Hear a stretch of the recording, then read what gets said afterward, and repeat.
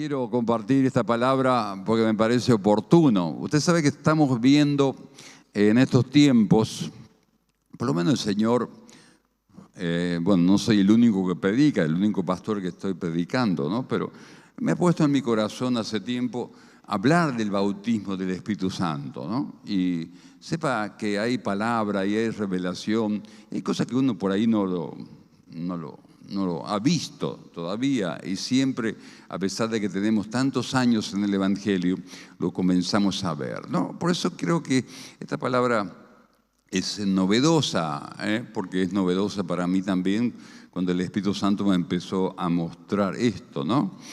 Pero sin duda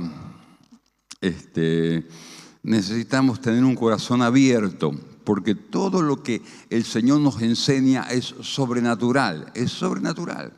La vida cristiana tiene que ser sobrenatural, porque no es una vida común, es una vida especial.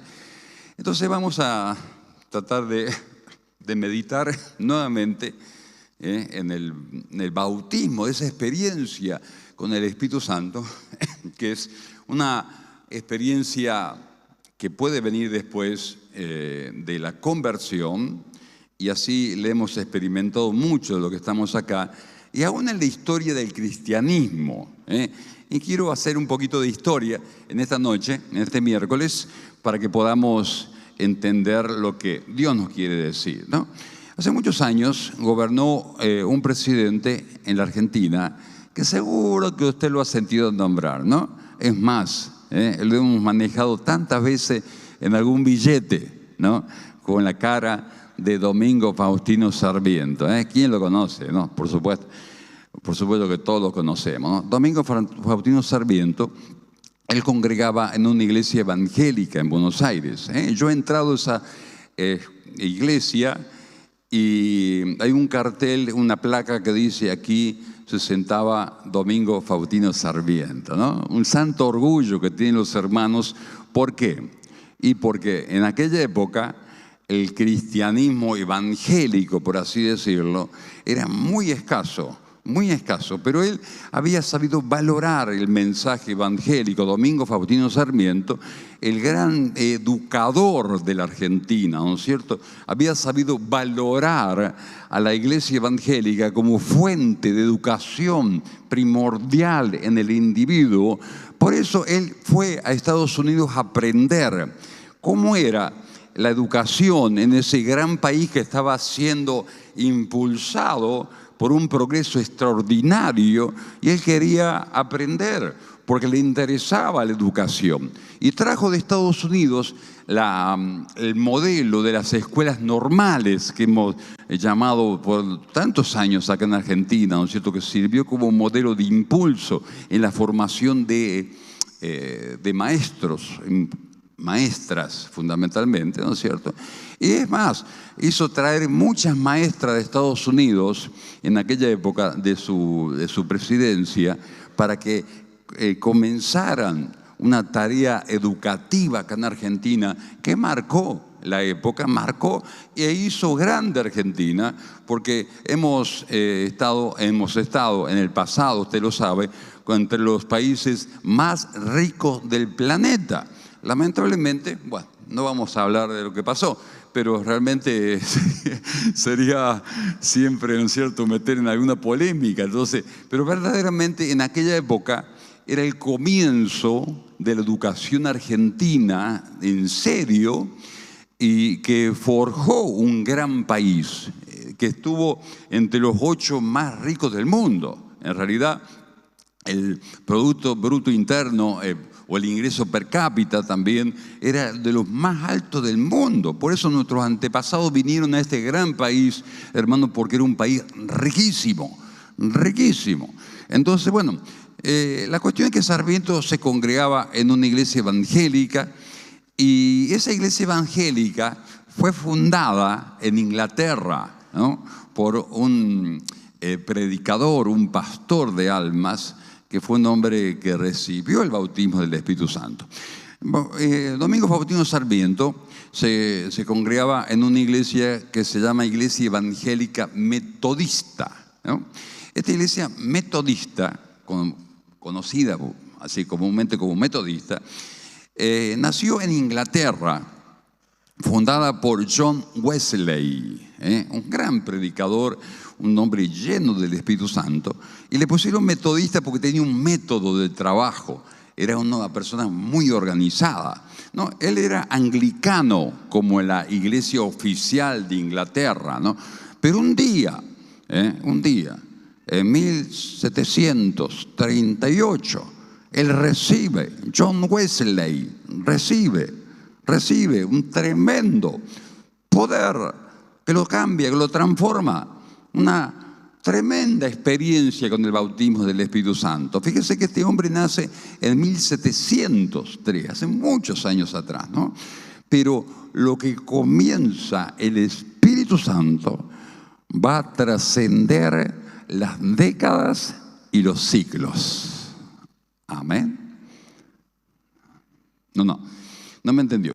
Lo que comienza el Espíritu Santo va a trascender las generaciones, las décadas y los siglos. Amén. Entonces, lo genuino de la iglesia cristiana, lo genuino de su vida cristiana, lo genuino de sus experiencias cristianas, deben ser producidas por el Espíritu Santo. Si no, es pura religión nada más. Si el presidente Domingo Faustino Sarmiento recibió bendición, luz, evangelio en una iglesia fundada por una extraña persona que nació en el año 1703, el 28 de junio de 1703. Y ¿sabe una cosa? Pero ese hombre no era que era pintor, ni que vestía muy bien, ni que usaba calzado Louis Vuitton. No, ese hombre, hermano, en Inglaterra, hacía 200 años, 100 y algo, no sé, había recibido el bautismo del Espíritu Santo. Por eso el alcance de la obra del Espíritu Santo es extraordinaria. Amén. El alcance de la obra del Espíritu Santo es extraordinario. Usted no la puede medir, no la puede dimensionar. Nosotros no la podemos dimensionar. Lo que sí que nos enseña el Señor es que busquemos, como hizo John Wesley en el año 1738, con pasión, con fervor, con ahínco, con un cambio en su vida. Él ya era predicador, él ya era pastor, pero se sentía vacío, sentía que tenía que recibir una experiencia del Señor, que lo cambiara todo. Y vaya que lo cambió. Él lideró, John Wesley, en aquella época, lideró uno de los avivamientos más grandes y poderosos sobre la faz de la tierra. Pero todo empezó con el bautismo del Espíritu Santo. Amén. ¿Usted lo quiere? Entonces todo puede cambiar, no solamente su vida, porque el Espíritu Santo tiene mucho más, visión que nosotros. Él está pensando en las generaciones que vengan. Si Dios no viene antes a cambiar todas las cosas, hermano, realmente Dios tiene una visión mucho más amplia. No seamos egoístas entonces. Tengamos una visión amplia, tremenda, poderosa, de lo que el Espíritu Santo puede hacer en nuestra vida, a través de nuestras vidas. Amén. Porque todos podemos gozar esa llenura, ese bautismo del Espíritu Santo. Pero ¿sabe una cosa? Pasaremos. Pero las generaciones que vendrán, hermano, serán gloriosas y recibirán el tremendo poder del Espíritu Santo en la semilla que nosotros sembramos. Amén. Entonces, ¿sabe? Es importante esto, amado, que usted busque el Espíritu Santo, que busque la llenura, el poder, el fuego del Espíritu Santo. Ese bautismo, estamos hablando de bautismo con agua que va a realizarse porque es un mandamiento que dejó Jesús. Pero realmente hay un bautismo del Espíritu Santo también. Amén.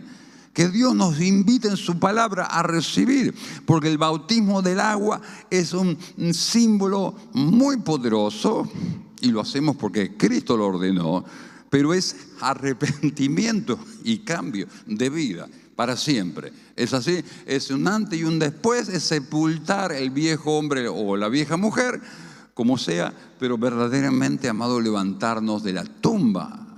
Es algo simbólico el bautismo con el agua.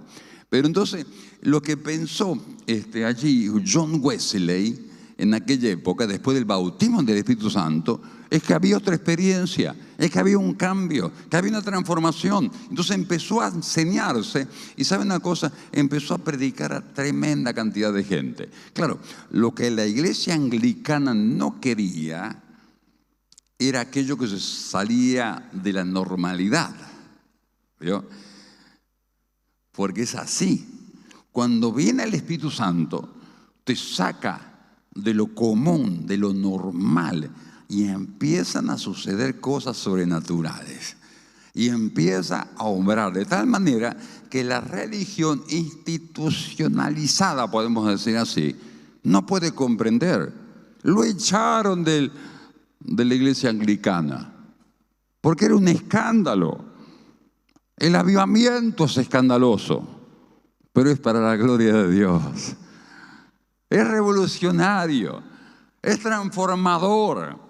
El avivamiento del Espíritu Santo, que pueda ser Dios a través de un hombre o una mujer llena, bautizada en fuego y avivamiento, puede ser escandaloso, puede ser, hermano, que trastoque los cimientos de la religiosidad. Entonces mucho le empezó a molestar y lo echaron a Wesley de la denominación, podemos decir, anglicana. Pero es lo mejor que pudo pasar. Y ahí comenzó el movimiento, lo que conocemos ahora como Iglesia Evangélica Metodista, que es una de las más populares en Estados Unidos, pero no acá en Argentina. Acá en Argentina hay muy pocas, pero realmente la primera que se fundó allí en Capital Federal se congregaba Domingo Faustino Sarmiento. Bueno, en realidad yo lo que quiero decir, además de contarle la historia de Domingo Faustino Sarmiento y bueno, John Wesley, quiero decirles que hay personajes que nos inspiran, por eso debemos ver sus vidas, y sus biografías son ricas. Y cuánto más si están en la Biblia, cuánto más si están en la Biblia. Entonces quiero traer el caso de una persona que no es tan conocido, pero realmente en su época, en la época del apóstol Pablo, era muy reconocido en la iglesia, una persona muy usada por el Señor y que muchas veces se nos pasa de largo. Vamos a ver un pasaje que hemos leído ya en cuanto al bautismo del Espíritu Santo que ocurrió en Éfeso. Hechos 19:1. Aconteció que entre tanto que Apolos estaba en Corinto, una ciudad de Grecia, Pablo, después de recorrer las regiones superiores, vino a Éfeso, hallando a ciertos discípulos, y les dijo, pregunta directa, el apóstol Pablo, nombre de experiencia de la predicación, les dijo a los de Éfeso, ¿recibiste el Espíritu Santo cuando creíste? Y ellos le dijeron, ni siquiera hemos oído si hay Espíritu Santo. Entonces él le dijo el apóstol Pablo, ¿en qué pues fuiste bautizados? Y ellos le contestaron, el bautismo de Juan el Bautista. Dijo Pablo, Juan bautizó con bautismo de arrepentimiento, diciendo al pueblo que creyesen en aquel que vendría después de él, esto es en Jesús el Cristo. Y cuando oyeron esto fueron bautizados en el nombre del Señor Jesús. O sea, en realidad en el bautismo que ordenó Jesús. Está bien que había enseñado Jesús y que lo dejó hasta ahora, que lo repetimos vez tras vez. Está bien, los bautizó de nuevo, pero con el bautismo de Jesús. Y habiéndoles impuesto Pablo las manos, vino sobre ellos el Espíritu Santo. ¿Quién vino sobre aquellos que se habían bautizado? El Espíritu Santo. ¿Y qué pasaba? Y hablaban nuevas lenguas, o sea, lenguas, y profetizaban. O sea, traían mensajes de parte de Dios en forma de profecía, impresionante. Como realmente mostrando la llenura que estaba aconteciendo ahí, ¿no es cierto? Cosa que se ha repetido, hemos visto esto, ¿no? Y eran todos estos unos 12 hombres. ¿Cuántos eran? 12 hombres. Bueno, del que quiero que realmente, después de haber meditado en Juan, ¿cómo se llama? El Domingo Faustino Sarmiento y John Wesley, que meditemos en un personaje que aparece acá, que lo nombra de paso, ¿no? Dice que mientras tanto que Apolos se fue a Corinto, Pablo se fue a Éfeso. ¿Por qué lo nombra Pablo con Apolos? Porque Apolos era evidentemente discípulo de Pablo. Entonces, como los dos predicaban y enseñaban, entonces uno se fue para un lado y otro se fue para el otro, porque eran muchas las iglesias que estaban siendo fundadas y había que visitarla vez tras vez. Entonces quiero hablarles de Apolos, un hombre que verdaderamente sembró la palabra y fue muy reconocido en aquella época. Y también lo más interesante, que como los 12 de Éfeso solamente conocía el bautismo de Juan, exactamente igual. Entonces por eso yo le digo que Pablo ya tenía experiencia. Cuando vienen los 12 de Éfeso y le dicen, no conocemos el bautismo de Juan, y el Espíritu Santo ni lo conocemos. Y bueno, lo bautizó en el nombre de Jesús con el bautismo que enseñó Cristo, le impuso las manos y vino el Espíritu Santo sobre ellos. O sea, ya tenía el apóstol Pablo experiencia. ¿Está bien? Entonces, Apolos era lo mismo. Él solamente conocía la predicación de Juan el Bautista, el bautismo de Juan el Bautista para arrepentimiento. Entonces, me atrevo a decir y me atrevo a ver en la vida de Apolos un tratamiento de parte del apóstol Pablo exactamente igual. Exactamente igual. Al haber dicho Apolos, ¿recibiste el Espíritu Santo? Ni sé si es Espíritu Santo. ¿En qué fuiste bautizado? En el bautismo de Juan. Ah, no, pero tenés que bautizarte con el bautismo que enseñó a Jesucristo. ¿Está bien? Y habiendo impuesto las manos sobre Apolos, esto no lo dice la Biblia, pero realmente yo me imagino, porque el apóstol Pablo venía de alguna manera ejerciendo ese ministerio de esa forma, de esa manera, desde Jerusalén, desde que conoció la palabra, desde que fue bautizado, que recibió el Espíritu Santo, y que lo mismo lo hacía con toda la gente. Entonces, yo creo realmente que Apolos nos da un ejemplo. Por eso quiero tomar la vida de Apolos, para que podamos sacar conclusiones, ¿no? Y de un hombre que realmente recibió el discipulado oportuno, que consistía en empezar a bautizarse en el nombre del Padre, del Hijo y del Espíritu Santo, con el bautismo que nos enseñó Jesús, ¿no es cierto? Y después recibir el Espíritu Santo, para luego ponerse a predicar de ciudad en ciudad, de iglesia en iglesia. Amén. Pero hoy quiero que usted medite en Apolos, y yo estoy seguro que tal vez nunca lo ha puesto en su mente para predicar. Como un hombre que nos inspira, porque, mire, amado, yo creo que cuando empieza a moverse el Espíritu Santo, el bautismo del Espíritu Santo también acontece. Pero Apolos nos enseña, podemos sacar muchas enseñanzas de las virtudes de Apolos, pero solamente 4 vamos a nombrar en esta noche. De un hombre que no solamente recibió el discipulado del apóstol Pablo, por ejemplo, en la carta a Tito le escribe y le dice, Tito, recíbeme, le dice a Tito, discípulo de Pablo también, ¿no? Apolos, se lo manda, ¿no es cierto? Se lo recomienda que lo atienda, que lo reciba Apolos, ¿no? Evidentemente era discípulo del apóstol Pablo. Y a Zenas, ¿vio? Que están los Zenas y los de Zenas, ¿no es cierto? Bueno, Apolos se ve que andaba predicando con Zenas, ¿está bien? Entonces le recomienda al otro discípulo, ¿no? Atendémelo. Algo así era, ¿no? Por ahí, yo me estaba escuchando el otro día un mensaje grabado, por ahí se me chipotean los nombres, por ahí le cambio. En vez de decir el norte, dije el sur. Bueno, pero realmente eso es un dato para corroborar. Usted no se quede con lo que yo le digo, usted investigue, usted búsquelo en la palabra. Amén. Usted investigue más todavía, porque son semillas que por ahí el Espíritu Santo nos quiere meter para que crezcan, ¿no es cierto? Pero acuérdese de Cenas, por el pastor de Cena, y que era amigo de Apolos, que andaban predicando, y que obviamente habrán sido los dos, Cenas y Apolos, discípulos de Pablo. Bueno, la cuestión es que vamos a sacar cuatro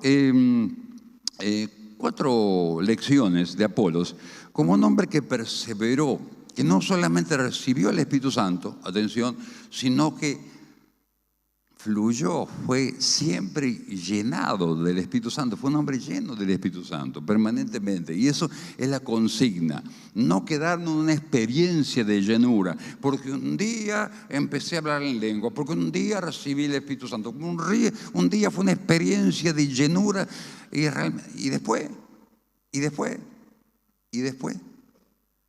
seguiste siendo llenado del Espíritu Santo. Y así lo veo a Apolos, un hombre que en el tiempo fue usado por el Señor, que permaneció siendo lleno del Espíritu Santo, que no retrocedió, sino que fue utilizado como un instrumento, fue un siervo de Dios. Y esa es la idea, la consigna de este mensaje, que el ejemplo de Pablo, como pasó con John Wesley, como pasó con tanta gente en la historia, ¿no es cierto?, que no se amedrentó, que no se entristeció John Wesley, porque lo echaron de su iglesia, a la cual él servía. Está bien, sino que empezó y siguió siendo lleno del Espíritu Santo. Una persona que enseñó a que el bautismo del Espíritu Santo era importante. Por eso la iglesia wesleyana o metodista, basada en la enseñanza de Wesley,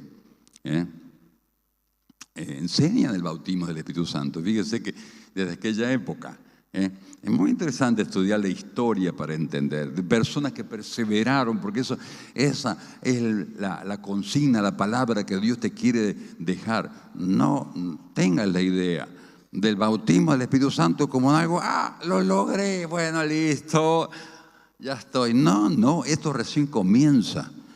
Esto recién se inicia. Porque tenés que ser un manantial de agua viva. Amén. Que salta para vida eterna, decía Jesús. O sea, que empieces una obra poderosa guiada por el Espíritu Santo que te lleve, no sé, acá a Singapur a predicar la palabra. Si Dios lo quiere. Amén. Así tiene que ser. Porque, hermano, ahí está la victoria, ser guiados por el Señor. Bueno, entonces vamos a leer capítulo 18, que cuenta un poquito de la historia. Lo único que cuenta de Apolo, fundamentalmente, Hechos de los Apóstoles en forma un poco detallista, ¿no? Hechos 18, 24. Llegó entonces a Éfeso un judío llamado Apolos. Bueno, era judío. Natural de Alejandría, o sea, Apolos de Alejandría, porque en aquella época no existían los apellidos, ¿no? Entonces, se le conocía a la persona como, póngale, Ricardo de Éfeso, ponele, ¿no es cierto? Está bien, o sea, se le nombraba del origen que tenía. Entonces, este era Apolos de Alejandría. ¿Dónde queda Alejandría? Todavía existe la ciudad de Alejandría. En aquella época fue un extraordinario centro del judaísmo. Había muchos judíos en Alejandría. En Egipto todavía queda en el mismo lugar. ¿Está bien? Entonces, ¿por qué se llama Alejandría? Porque la fundó en el año 331 Alejandro Magno, el gran emperador griego. Así que es muy interesante también la historia, ¿no es cierto? Porque Apolos, como tantos judíos, habían nacido en Alejandría. Varón elocuente, atención, poderoso en las Escrituras Este había sido instruido en el camino del Señor. Fíjese, había sido instruido en el camino del Señor. Y siendo de espíritu fervoroso, hablaba y enseñaba diligentemente lo concerniente al Señor. O sea, no era ningún aplastado.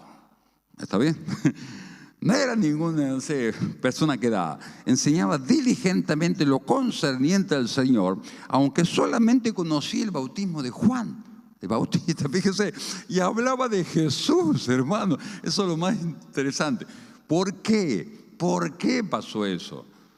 Porque un hombre o mucha gente, pero fundamentalmente Apolo, recibió de Juan el Bautista una palabra hablando de Jesús el Mesías que vendría, y creyó en Jesús y todavía lo predicaba y todavía lo enseñaba.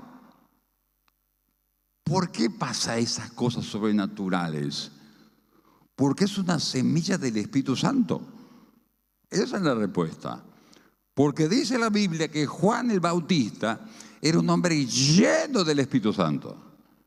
Entonces, si nosotros mantenemos la llenura del Espíritu de Dios, todo lo que hagamos, hermano, va a ser algo que dé frutos eternos. Porque no lo vamos a hacer nosotros, va a ser el Espíritu de Dios a través nuestro. Amén. Entonces, de repente, mucha gente como Apolo escuchó que Juan el Bautista hablaba del Mesías Jesucristo, que hablaba del que ya estaba en medio de ellos, como decía, ¿no es cierto? Y ya Apolos fue transformado por el Espíritu Santo, fue una semilla poderosa, eterna, que estaba en ese hombre. Y a pesar de que era judío y a pesar de que conocía solamente las cosas en parte, como vamos a ver, aunque solamente conocía el bautismo de Juan, y comenzó a hablar con denuedo, o sea, con valentía, en la sinagoga de los judíos. Y cuando le oyeron Priscila y Aquila, también discípulos del apóstol Pablo, un matrimonio, Priscila y Aquila, le tomaron aparte y le dijeron a Apolo: vení, vamos a charlar. Y les pusieron más exactamente el camino de Dios. Claro, le explicaron mejor el Evangelio. Porque este hombre Apolos solamente conocía en parte de Jesucristo. Y queriendo él, o sea Apolos, pasar a Acaya, una región, los hermanos le animaron y escribieron a los discípulos, a los cristianos, ¿no?, para que le recibiesen allí en Acaya, y llegando allá fue de gran provecho para la iglesia. Fíjese, a los que por gracia habían creído. Fíjese que era un siervo de Dios, que el Espíritu Santo evidentemente con sus virtudes había levantado.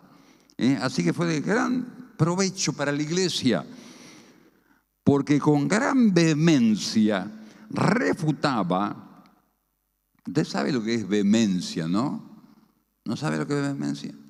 Búsquelo en el diccionario.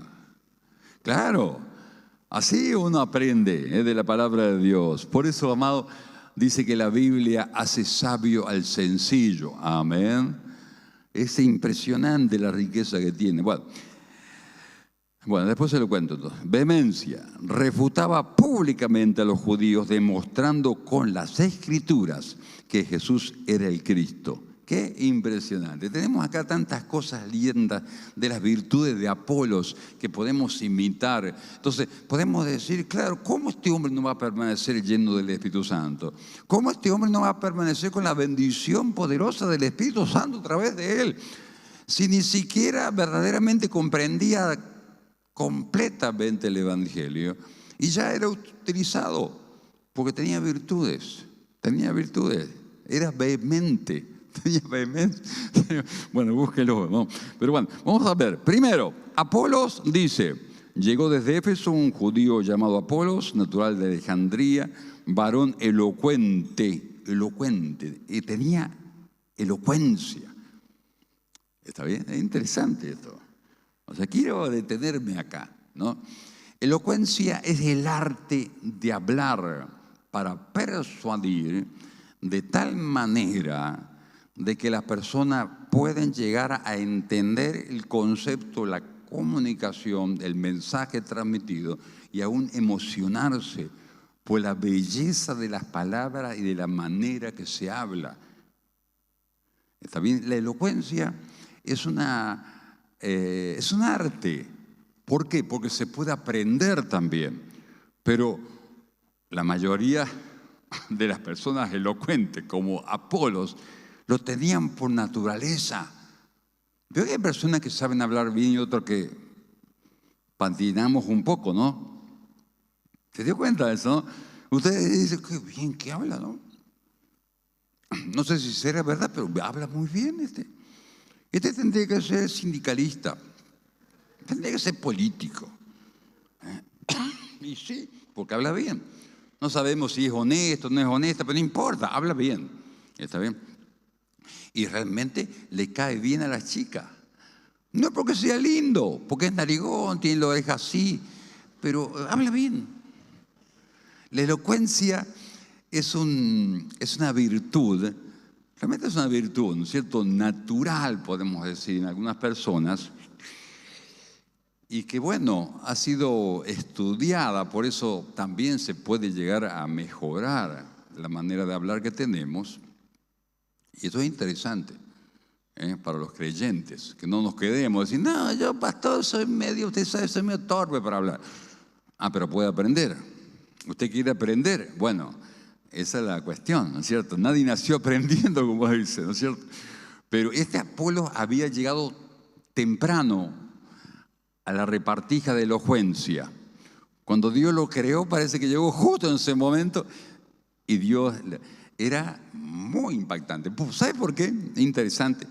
Porque es el único pasaje de la Biblia que describe a una persona con esta palabra que nosotros llamamos en castellano elocuencia.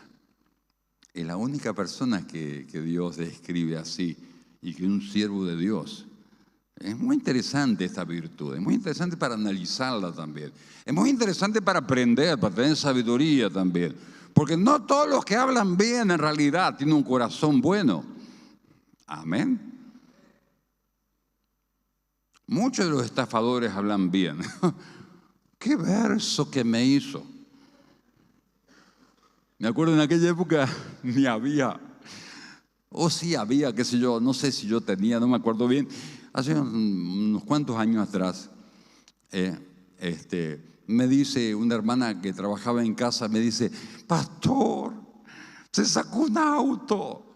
¿Qué? Le digo yo, sí, ahí en el teléfono dice que usted se sacó un auto y que porque yo atendí el teléfono me van a dar un viaje gratis para 2 personas.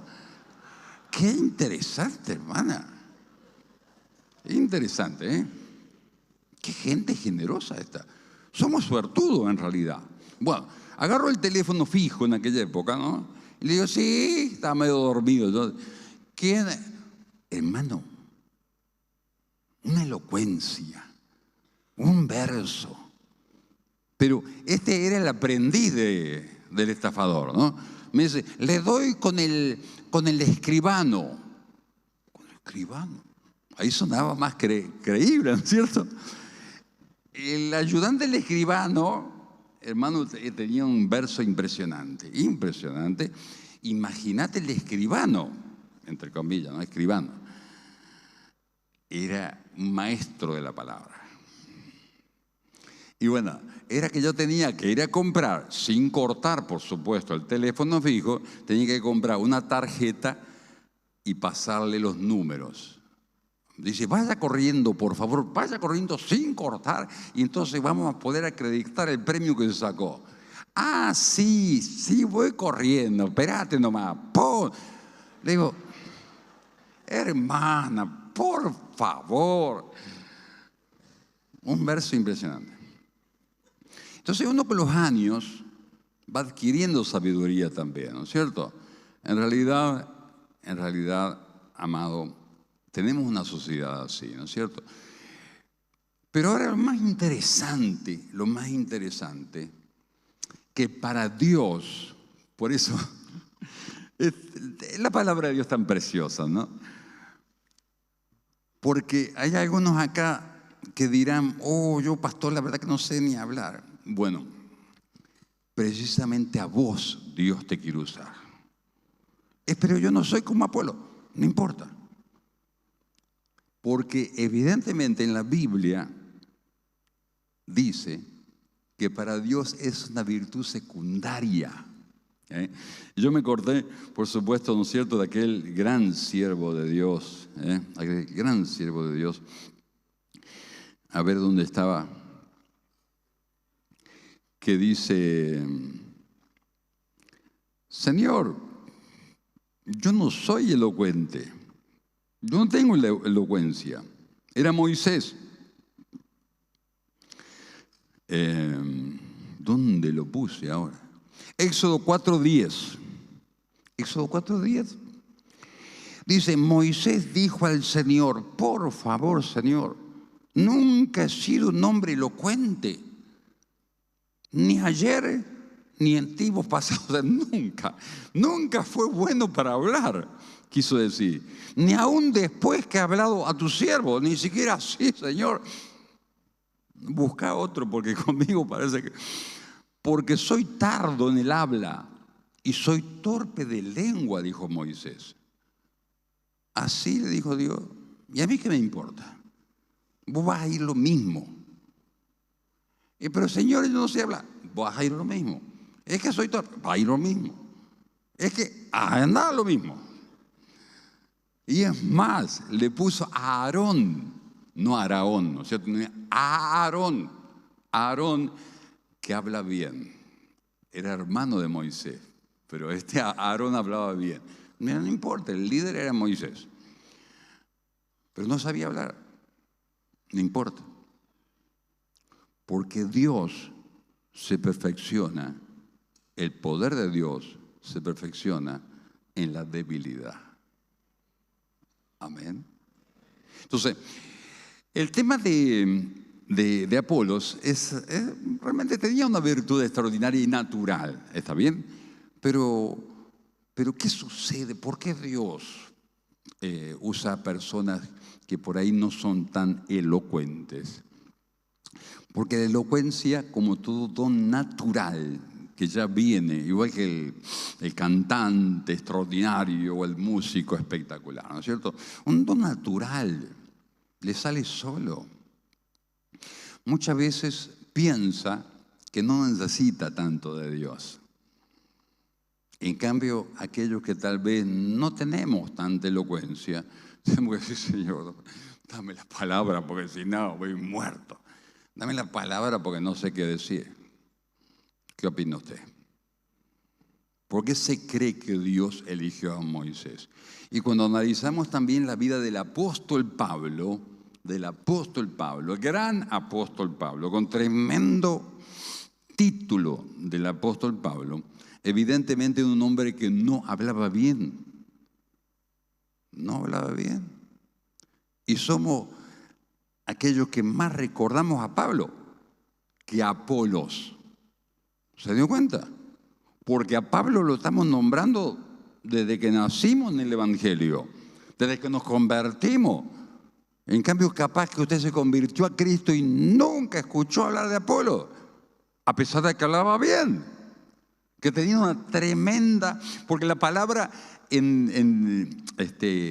elocuente en el griego es fluido. El hermano Apolo abría la boca, amado, y le fluía sola la palabra. Era impresionante. ¿Y por qué no escuchamos hablar de Apolos? A pesar que fue un siervo de Dios, claro que sí. Pero Pablo dice que una de las críticas que le hacía en 2 Corintios 10:10 es que su pinta era media deplorable. Dice en la Escritura porque hay unas pinturas muy viejas del apóstol Pablo, que era peladito, así bonito como yo era. Y era medio desgarbado, flaquito, chiquitito. No era Schwarzenegger, evidentemente. Dice, porque a la verdad dicen las cartas de él, ¿no?, del apóstol Pablo, son duras y fuertes, pero la presencia corporal es débil y la palabra menospreciable. al final nos escribe duramente por la carta, y cuando uno lo ve, se decepciona, quiere decir, ¿no es cierto? Al escucharlo hablar, se decepcionaba. Entonces, hay una referencia a Apolos que hace el apóstol Pablo en 1 Corintios, capítulo 1. En 1 Corintios, capítulo 1. Y también capítulo 3. Se lo dejo para su casa que lo busque, ¿no? Pero dice que los cristianos de Corinto se dividían entre ellos porque eran muy inmaduros, ¿no? Uno decía, yo soy de Pablo. Otro decía, yo soy de Cefas, que era Pedro. Y otro decía, yo soy de Apolos. O sea, fíjense que lo ponían a Apolos por la inmadurez que tenían a nivel de los apóstoles mayores, que podemos decir se conocían en aquella zona, que era Pedro y Pablo. Apolos lo ponían en el mismo nivel. ¿Por qué? Porque hablaba muy bien. Tenía una tremenda virtud para hablar, evidentemente. Pero Dios la pudo usar. Dios la pudo usar. Y los que estudian las palabras así, los comentaristas de los cuales podemos aprender tantas cosas, ¿no? Dice que tal vez Apolos, al ver, digamos, que la gente en forma inmadura lo elegía a él, imagínate, en vez del apóstol Pedro, el apóstol Pablo, nunca quería aparecer por ningún lado. Y así tuvo un perfil bajo, de manera que pasó desapercibido, más desapercibido en la historia. Algunos estudiosos dicen que Hebreos, la carta a los Hebreos fue escrita por Apolos. Algunos opinan eso, ¿no?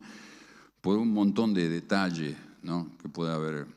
Y ni siquiera quiere poner el nombre para no llamar la atención a su persona. Muy interesante esos estudios, esas opiniones, porque son personas que estudian los manuscritos bien antiguos, ¿no es cierto? Pero realmente el tema de la elocuencia es una gran virtud, ¿no es cierto? Y si nosotros no podemos aprender. Si no sabemos, podemos también adquirir. ¿Para qué? Para dar mejor el mensaje, para comunicar mejor el mensaje, nada más, para la gloria de Dios, ¿no es cierto? Pero yo te digo una cosa que hace que la persona, al no ser elocuente, se aferre más al Señor, ¿no? Se aferre más al Señor. ¿Por qué? Porque hay una correspondencia, atención, de lo que es la elocuencia con el orgullo. ¿Está bien? La elocuencia con la soberbia. La persona se la sabe toda, ¿no? Se la sabe toda. Entonces es un gran peligro tener elocuencia y la persona no depende ni de Dios, ¿no? Por eso dice Proverbios 17:7, no conviene al necio, o sea, al que no es sabio, ¿no?, la altilocuencia, o sea, tener gran capacidad, gran elocuencia, gran capacidad para hablar, ¿no es cierto? No conviene a la persona que no es sabia. Y ese muchas veces es el problema, ¿eh? Pero sin duda que Dios quiere ver tu corazón, mucho más que tu elocuencia. Amén. Es así, siempre fue así. Por eso Dios se glorifica en nuestras debilidades, porque nos hace aferrar más al Señor y decir, Señor, ¿qué le voy a decir yo si me cuesta? Así le dijo Moisés, ¿no? Segundo, Apolos era un poderoso en las Escrituras. ¿Qué significa eso? Es que él las conocía, él las leía, él las sabía, él las había estudiado. Él había estudiado. Yo me vine muy histórico, ¿no? Usted sabe que hubo un judío muy famoso en la época de Apolos, de Alejandría también, que era historiador, filósofo, gran estudioso de las Escrituras también. Se llamó Filón de Alejandría. Entonces, algunos especialistas, estudiosos, dicen, tal vez Apolo fue discípulo de Filón, este gran erudito, que equiparaba la filosofía griega, dice que Filón, con la enseñanza de Moisés, porque él era un gran creyente también, Filón. Y a lo mejor Apolos era un estudioso de las Escrituras porque le aprendió de aquel gran hombre judío estudioso de las Escrituras de Moisés. De la época, era exactamente de la época de Apolos. Entonces, pero era un hombre que manejaba las Escrituras. Yo digo, qué importante, amados, es entender esto. Si el Espíritu Santo es el anhelo más grande de mi corazón y lo recibo y soy lleno, hermano, lo mejor que me podía pasar es meditar día tras día en lo que el Espíritu Santo ha inspirado. La palabra de Dios es inspirada por el Espíritu Santo, por eso es viva, es palabra viva y eficaz y es capaz de partir el alma y el espíritu. Amén. Entonces, lea la palabra. Lea la palabra. Sea como Apolos, que fue un hombre poderoso en las Escrituras. No sea débil en las Escrituras. O sea, yo no sé, yo pensé que iban a nombrar a Apolos y los hermanos decían, ya lo conozco, sí, pastor, que pregunte nomás. Yo le vi las caras a Apolo. ¿No era el fisicoculturista ese? ¿O el ajedrecista o el tenista? Nah, amado. O sea, en realidad, amado, no, es una broma, pero verdaderamente yo digo, propóngase a retener al Espíritu Santo en su vida. Propóngase no solamente ser lleno un día, decir, tuve una experiencia, sino siempre ser llenado por el Espíritu Santo permanentemente, y lo va a hacer a través de la Santa Palabra. Amén. Y lo va a hacer a través de la Santa Palabra. Hay un pasaje que me gustó del apóstol Pablo que le dice a su discípulo Timoteo. 2 Timoteo 2:14. Dice, recuérdales esto. Fíjese qué importante. Por un lado, la sabiduría de tu palabra con la palabra de Dios en tu corazón, ¿no? Como Timoteo era un siervo de Dios, qué importante. Recuérdales esto, exhortándoles delante del Señor a que no contiendan con palabras. O sea, Timoteo, que tus discípulos no anden discutiendo pavadas por ahí, gastando pólvora en Chimango, como dice, ¿no? En La Pampa.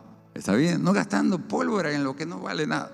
Bueno, o sea, no se ponga a discutir sobre palabra, lo cual para nada aprovecha, sino que es para perdición de los oyentes, o sea, no trae ningún fruto. Procura con diligencia presentarte a Dios aprobado. ¿Cómo?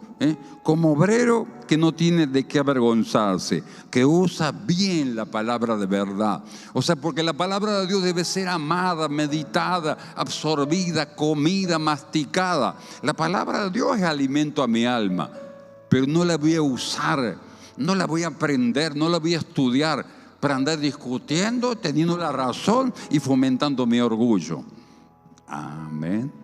Entonces, evidentemente, Apolo lo que tenía era elocuencia porque tenía una facilidad de hablar, fluía en la palabra, pero también era poderoso en la palabra porque la usaba bien, no para lastimar, no para discutir, no para querer tener razón. ¿Te das cuenta?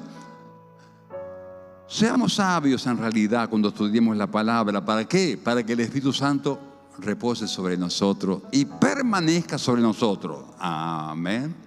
Porque muchas veces y hemos conocido a personas que han sido llenos del Espíritu Santo y después fueron vacíos, porque no supieron entender la naturaleza del Espíritu Santo de Dios.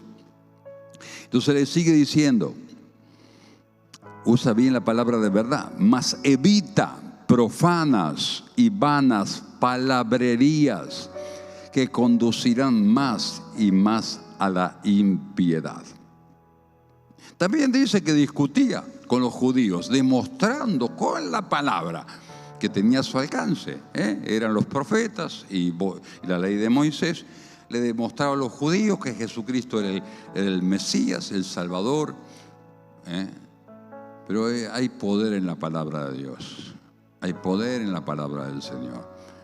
Porque hay un poder del Espíritu Santo que quiere reposar en tu vida. Y acuérdese lo que dice allí Josué 1:8, ¿no es cierto? No se apartará las palabras del libro de la ley, de día y de noche meditarás en ella, para que todo te vaya bien, amén, para que guardes y hagas conforme a todo lo que está escrito, porque entonces vas a prosperar tu camino y todo te saldrá bien, amén. Tercero, Apolos era ferviente en espíritu, hermano. Esto me gustó, porque es una exhortación también del apóstol Pablo. Romanos 12:11 dice: en lo que requiere diligencia, no perezosos, fervientes en espíritu, sirviendo al Señor. O sea, ponerle ganas, ponerle fuerza, ponerle ánimo, ponerte la pila, le dijo el apóstol Pablo. O sea, ser ferviente en espíritu no era una virtud solamente natural. A lo mejor había una propensión de la hiperactividad en Apolos, vaya a saber. Pero realmente, si lo exhorta el apóstol Pablo, es porque no tenemos que ser indolentes, tenemos que movilizarnos, tenemos que ser proactivos, tenemos que movilizarnos y hacer lo que Dios nos pide que hagamos. Y es capaz que Dios nos pide cosas distintas, no sé, en el puesto de lucha, de batalla que nos ha dado, ¿no es cierto? Pero tenemos que ser, no sé, personas que nos movilicemos y que seamos personas movilizantes. Porque, hermano, una persona que es ferviente en espíritu, como era Apolos, va a movilizar a muchos discípulos.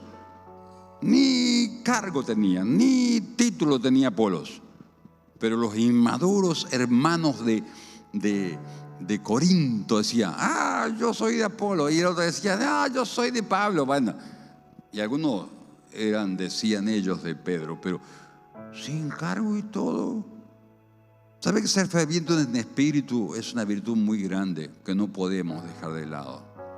No podemos dejar. Debemos ser fervientes en espíritu. Quiere decir, amado, movilizarnos con ganas, con fervor, con celo, con entusiasmo, con pasión.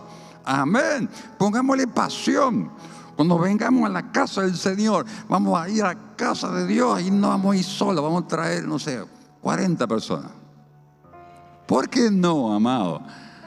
Está bien, de acuerdo a la gana que le pongamos. Si somos fervientes, la gente va a decir: ¿a dónde vas tan contento? ¿A dónde vas tan feliz, tan entusiasmado, cantando por la calle? Y voy a la iglesia, y bueno, vamos. Va a ser contagioso. Amén. ¿Se da cuenta? Porque si uno te dice: voy para la iglesia, y te van a encontrar los amigos así, ¿a dónde vas tan triste? A la iglesia. No, entonces yo ni voy a la iglesia para ir así. Más vale me quedo en mi casa, me veo el partido bueno, no sé, el partido de fútbol. Bueno, ardor, entusiasmo, diligencia en el servicio, perseverancia en la oración, porque la persona que es ferviente no se desanima por nada. Porque lo dijo Cristo, que no me desanime, que ore de día y de noche, que me hará la justicia. Él me lo prometió y me lo va a cumplir. Amén. O sea, ferviente en espíritu también es una persona positiva. Una persona positiva. Y también el amor debe ser ferviente. ¿Qué me dice, amado? Si no, yo amo a los hermanos. Y cuando te acerques, a mí me ha pasado ir a iglesias, hermanos, no, por supuesto, acá en El Dorado. Resulta que fui a una iglesia, vio de esas iglesias que son de la cuestión étnica, vio, una iglesia que por ahí son de rusos, por ahí son de eslavos, por ahí son de alemanes, vio. Entonces había reunión. Para los rusos había reunión a la mañana y para los criollos había reunión a la noche. ¿Está bien? Entonces a mí me invitan a predicar y predico ante los rusos a la mañana y a la noche predico en la reunión de la noche, ¿no? Donde íbamos todos los criollos. Entonces, apenas llego a la iglesia, los saludo a un hermano y me dice: yo la saludé a la mañana. Y le vi la pinta ruso nomás. Ya vienen como enfriados de allá de la Siberia, parece, ¿cierto? Frío, frío. No, no importa, amado, que lo saludaste a la mañana, pegar un abrazo, bendecirlo. Amén. Porque el amor debe ser ferviente también. Un amor puro, por supuesto. Amén. ¿Me entienden lo que digo? Bueno, hay un montón de cosas, pero ya me está tocando la música, así que se me viene la noche, como dicen. 9:40. Cuarto y último. Apolo era un hombre humilde. Qué importante y qué raro por ahí. Yo intuyo, ¿no? De que es raro porque una persona que era tan virtuoso para hablar, pero a la vez era humilde. Porque muchas veces sucede, no acá, por supuesto, ni tampoco en su casa ni en su familia, que el que habla mejor, hermano, medio agrandado, No le podés enseñar demasiado, ni le podés aconsejar tampoco, porque la persona se lo sabe toda. Y en realidad no la sabe nada, pero lo que sabe argumentar. Entonces, ahí es donde está la equivocación. No tiene razón, pero qué bien que habla, ¿no es cierto? O sea, es un ignorante, pero qué bien que argumente, que no se queda callado para nada. Entonces muchas veces eso fomenta el orgullo, pero Apolos no era orgulloso, porque Priscila y Aquila lo escucharon hablar de la palabra de Dios en la sinagoga de los judíos. Entonces le dijeron: vení, hermano, vení. Mira, y bueno, obviamente le habrán preguntado de dónde había salido, ¿no es cierto? ¿Qué educación tenía? ¿Qué conocimiento de Cristo tenía? Entonces lo pusieron en órbita, le explicaron mejor el Evangelio. ¿Y sabe lo más lindo? Que Apolo dijo: sí, claro, tienen razón. Y entonces entendió, aprendió, aceptó, tomó el consejo. Y ahí es donde Dios lo pudo levantar. Ahí es donde en la humildad Dios se exalta en tu vida y te pone arriba, amado. Por eso dice la Biblia: humillado bajo la poderosa mano de Dios. Y cuando fuera el tiempo, Dios te va a levantar. Amén. Ahí está la virtud que tenía. Era humilde, un corazón humilde. ¿Está bien? Y esto es muy importante.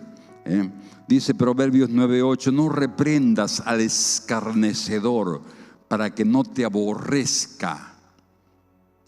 Corrige al sabio y te amará. Claro, con razón que es sabio, porque acepta la corrección, escucha el consejo. En cambio, el escarnecedor, yo lo estuve buscando también en el diccionario, el mataburro, porque el diccionario también se llama mataburro. Entonces dice que verdaderamente esta palabra escarnecedor es burlador. Porque el que habla tan bien, amado, no sé, escucha al que no habla tan bien, que es medio torpe de lengua, y dice: este es medio tonto. Y realmente es más inteligente que él, seguramente. El burlador, burlar, disputador, o sea, una persona que pelea, peleadora, o sea, orgulloso, ¿no? Enseñador, o sea, está más para hablar que para escuchar, está más para enseñar que para aprender, está más para, no sé, para estar arriba que para estar posiblemente abajo de alguna persona. No, eso nunca, ¿no es cierto? Entonces, verdaderamente tenemos que, ojalá que Dios te haya dado esta virtud de la elocuencia, porque Dios te quiere utilizar, pero que sepa que lo que Dios mira fundamentalmente es tu corazón, tu intención, tu deseo de servir a Dios y de servir al prójimo. Y si tienes alguna virtud, algún don natural, que lo rindas a los pies de Cristo, que le honre, porque el dador de la inteligencia, el dador de los dones, es el Señor, el que nos creó. Aleluya. Y toda la gloria sea para Él. Amén. ¿Quién dice amén? En este día patrio, denle un aplauso al Señor. Aleluya. Gloria a Dios. Gloria a Dios. Ahora yo le voy a tomar un examen antes de terminar la reunión. a ver si usted es poderoso en las Escrituras o todavía tiene que ponerle pila. Usted me va a decir si esta persona usted lo conoce en la Biblia, lo ha leído o no lo ha leído. ¿Está atento? Apolo, me parece que más o menos, ¿cierto? No lo conocía. Bueno, algunos sí, tal vez, no sé. Bueno, yo le voy a leer el nombre, a ver si usted lo conoce. Y si lo conoce, a ver, me dice, a ver quién es. A ver. Diótrefes. ¿Nadie levanta la mano que lo conoce? ¿Nadie? Bueno, búsquelo, porque Diótrefes era lo opuesto a Apolo. Era orgulloso, vanidoso, era una persona que le gustaba estar allí arriba, que le gustaba liderar, pero para mal. ¿Está bien? Entonces búsquelo. Amén. Diótrefes. Amén. Bueno, es lo opuesto del orgulloso, una persona que le hace mal a la iglesia. Apolos le hizo bien a la iglesia. Pero fundamentalmente Apolos, yo les decía, permaneció hasta el final. Fue utilizado por el Señor con gran poder, porque no volvió atrás. ¿Está bien? Pudo con sus virtudes, con su humildad, permanecer y seguir siendo llenado con el Espíritu Santo de Dios. Amén. Y termino con una historia, porque hoy me viene histórico total. Usted sabe que Domingo Faustino Sarmiento, además de congregar en una iglesia evangélica, conoció a una maestra evangélica, también ella, ¿no? Y usted la conoce, seguro que la conoce. Diótrefes seguro que no lo conoce en la Biblia, pero esta maestra la va a conocer, porque la tenemos acá cerca. Era evangélica, muy creyente, de la iglesia metodista también, de la iglesia evangélica metodista, donde congregaba Sarmiento. Y fue una de las maestras que fue utilizada en aquella época para poder fortalecer esta gran nación que tenemos, que es Argentina, y también hacer la potencia en aquella época, ¿no? Esta maestra se llamaba Juana Manso. ¿Alguna la escuchó nombrar? Juana Manso. Amén. Bueno, esta era una evangélica, pero muy creyente, que fue creyente hasta la muerte. ¿Te quiere escuchar al final? Ah, lo dejé atento, Bueno, usted sabe que en aquella época los cementerios estaban en manos de la Iglesia Católica, Apostólica y Romana. O sea, si vos no eras católico, apostólico, romano, fuiste. Te tiraban ahí abajo un árbol, más o menos te enterraban. Terrible lo que se vivía en aquella época. Los registros civiles estaban en las iglesias catedrales apostólicas y romanas. O sea que si nacía no sabía dónde anotar el hijo, porque hasta que se creó el registro civil y se creó, por supuesto, los cementerios que eran públicos, ¿no es cierto? Entonces, antes de morir Juana Manso, le dijeron que renunciara a su fe evangélica. Y así, de esta manera, le iban a enterrar en el cementerio. Que todos eran enterrados. Y ella dijo, no, yo no renuncio a mi fe. Le damos un aplauso a Cristo, amén. ¡Aleluya! ¡Gloria a Dios! ¡Gloria a Dios! ¡Qué bueno! Como Apolos, amado, hay que ponerse firme, hay que aprender cada día. Y por más que tengamos virtudes, hermano, lo más importante es la presencia del Espíritu Santo con nosotros. Amén. Lo demás es secundario. Ame el Espíritu Santo, hónrelo con su actitud, con sus palabras, con sus acciones.